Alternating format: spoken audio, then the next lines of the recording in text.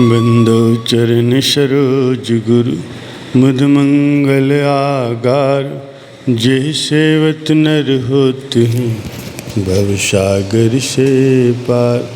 गुरु जी के सुमिरण मात्र से नाशत विघ्न अनंत, तासे सर्वारंभ में ध्यावत हैं सब संत।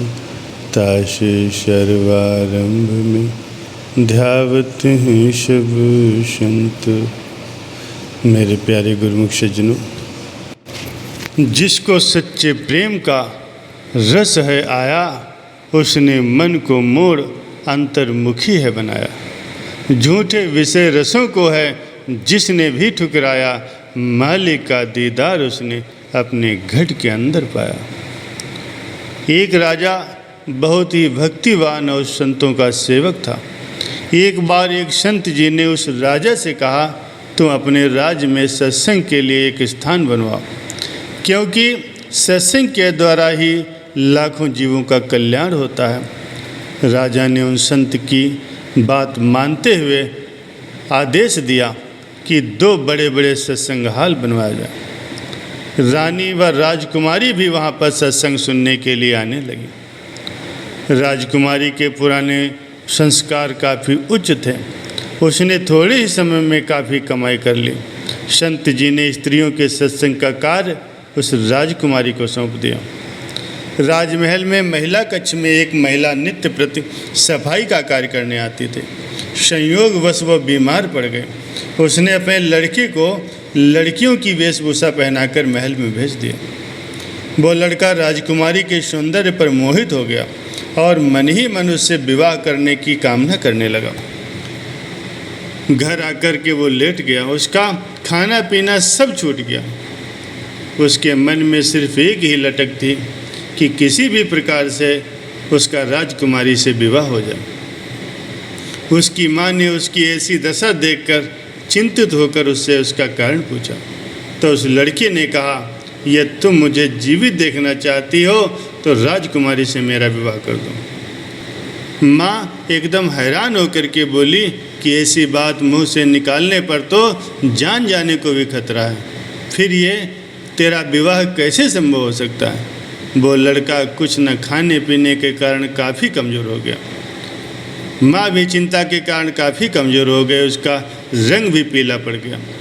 एक दिन राजकुमारी ने उसकी ऐसी हालत देखी तो पूछ लिया कि वो दिन पर दिन कमज़ोर क्यों होती जा रही है। अब वो महिला कहे तो क्या कहे, वो खामोश हो गई। राजकुमारी के पुनः पूछने पर उसने बहुत क्षमा याचना करते हुए सब हाल उस राजकुमारी को सुना दिया। राजकुमारी ने शांत स्वर में उससे कहा कि अपने बेटे से कह दो कि राजकुमारी ने हाँ कर दी, लेकिन विवाह से पहले मैं एक अक्षर का मंत्र दे रही हूँ। उससे कहना कि 40 दिन तक इसका निरंतर अभ्यास करे। कोई उससे आगे अगर कुछ भी लाकर भेंट करे, पर वह इन बातों से बिल्कुल बेखबर रहे और अखंड समाधि लगाकर बैठे। उस महिला ने अपने बेटे से आकर के सारी बात कह दी। बेटा ये सुनकर खुशी से फूला नहीं समाया। साधु वेश धारण कर बड़ी खुशी खुशी सब कुछ त्याग कर नदी के किनारे जाकर के आसन लगाकर बैठ गया। जैसे जैसे सूरत उसके नाम से जुड़ती गई, अंतर की मैल धुलती गई और ज्ञान का प्रकाश होता गया। कुछ ही दिनों में यह बात इतनी प्रसिद्ध हो गई कि एक पूर्ण महात्मा जी नदी के किनारे समाधि लगाकर बैठे। उन्हें किसी भी वस्तु की कामना नहीं है। कोई कुछ रख जाए या ले जाए, इससे उनका कोई सरोकार नहीं। इस तरह प्रतिदिन लोग उनके दर्शनों को वहाँ आने लगे। नाम के प्रताप से उसके मन की कलुषता धुलती गई। उसका मन उज्जवल हो गया। परम संत श्री कबीर साहब जी वर्णन करते हैं कि जहाँ काम तहाँ नाम नहीं, जहाँ नाम नहीं वहाँ काम। धीरे धीरे उसकी महिमा बढ़ती गई। फैलते फैलते बात राज दरबार तक भी पहुंच गई। 40वां दिन था। राजा और राजकुमारी रानी सहित सभी उस साधु के दर्शन करने के लिए वहां पहुंचे। राजकुमारी ने उस साधु से कहा, जिसने तुम्हें ये ध्यान लगाने को कहा था वो राजकुमारी तुम्हारे आज सामने खड़ी है। वो आंखें खोलकर तुरंत राजकुमारी के चरणों में गिर पड़ा और बार बार शुक्रगुजार होकर कहने लगा, आपने मुझे जो ये नाम का प्याला पिलाया है, उसने मेरे मन से विषय वासनाओं की सारी मैल धो डाली।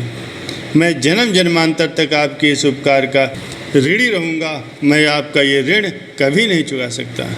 ये सुनकर राजकुमारी बहुत प्रसन्न हुई। उचित मार्गदर्शन पाकर उस लड़के की मालिक से बिछड़ी हुई आत्मा मालिक से जा मिली।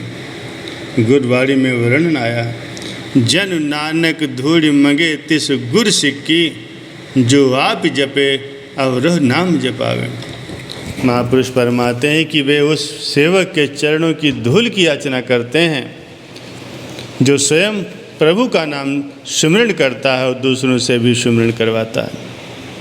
नाम और सत्संग के प्रताप से नीच से नीच भी श्रेष्ठ बन जाते हैं। रंक साहों का साह बन जाता है।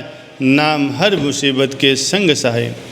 इसीलिए बुद्धिमान वही है जो अपनी आत्मा को भक्ति के सुदृढ़ करने के लिए गुरु शब्द का आश्रय लेता है और सभी विकारों से मुक्त होकर अपने हृदय मंदिर में मालिक की सुंदर छवि आसीन कर लेता है।